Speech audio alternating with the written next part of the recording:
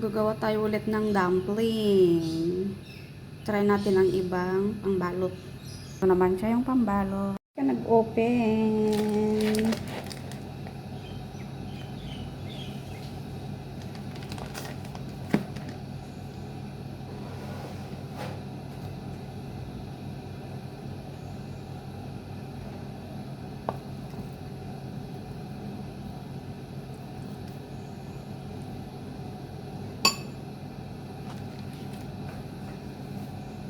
Lagyan natin ng tubig doon sa gilid.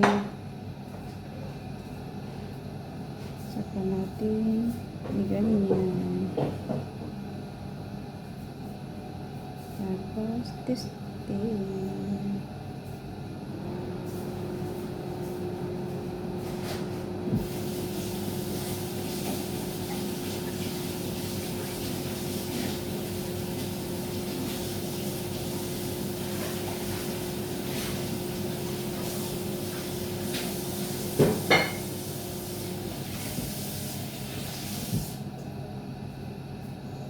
Testingin ko lang kung paano magawa yung bagong sinasabi nilang bagong style ng ito.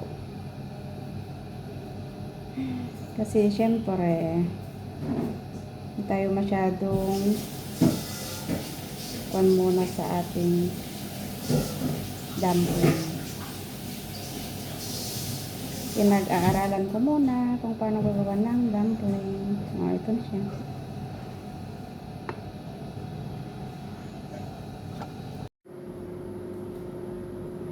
Nagawa po ako ng dumpling. Bagong dumpling. Ayan. Mahirap lang po maggawa, pero kinakaya naman.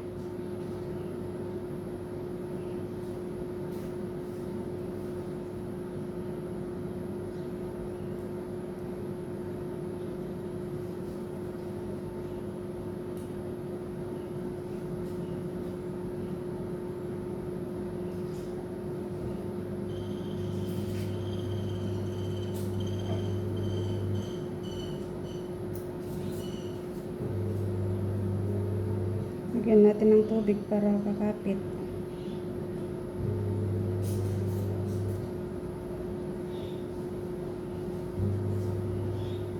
Ganito na siya. Ang dumpling. Mahirap siya maggawa, mahirap. Gagawa ko ng dumpling. Nahihirapan lang po ako dito sa paggagawa. Kasi hindi naman ako masyadong sanay. Kaya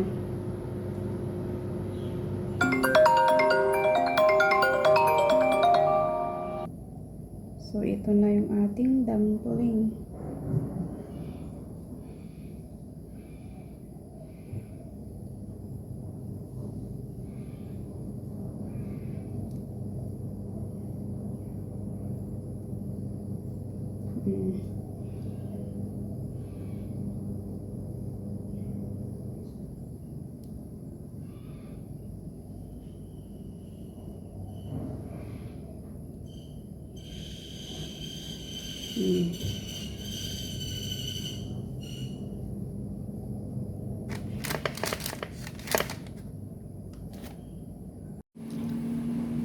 Ito na yung ating dumpling.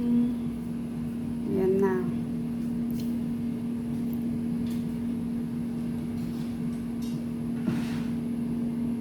Ito naman ang sauce ng ating dumpling.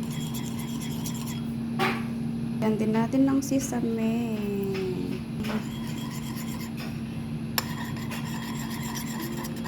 I-steam na natin.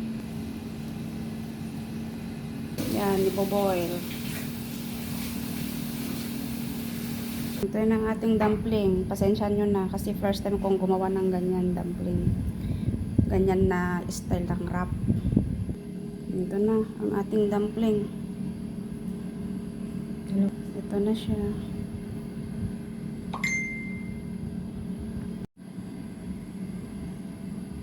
Dumpling.